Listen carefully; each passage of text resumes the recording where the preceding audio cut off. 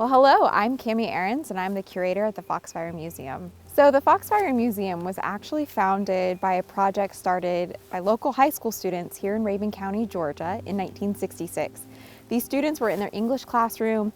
They were reading Shakespeare and were not really interested in what they were doing and were being very rowdy in the classroom. So with their teacher, they decided to pursue a project that would interest them all a little bit more than the classic text that they were reading. So they opted to create a magazine which involved them going out into their community and collecting stories, as well as soliciting poetry from other people throughout the region.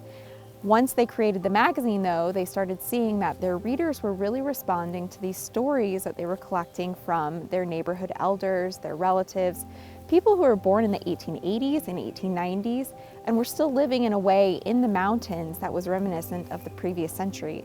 These people were living in their cabins without running water, without electricity, and they were still making most items by hand from wood and other resources available to them. And the Foxfire students during the 60s and 70s were really able to preserve these elements of culture that were starting to disappear as this generation was dying out. So throughout their work, they collected these stories, these recipes, these articles on how to make things, and put them into the Foxfire magazine, which then ultimately became the Foxfire book.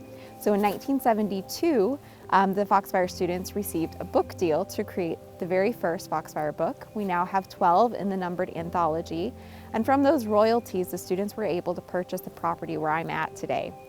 We have almost 100 acres of mountainside property with over 20 historic log structures that were rescued and relocated to the property by those high school students.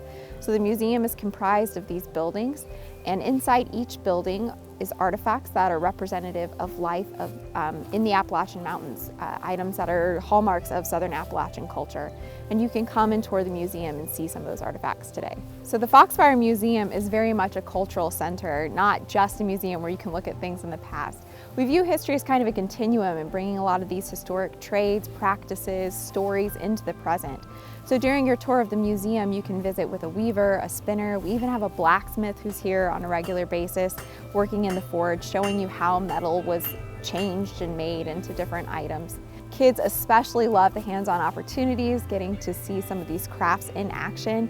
So getting to learn about spinning and weaving, and especially the blacksmith, because what kid doesn't like to see some nice fire at work. We also offer lots of classes. Typically, these are held at the museum in person, but during COVID, we've suspended some of this work and have moved some of that to a virtual space, so you can take virtual fiber classes.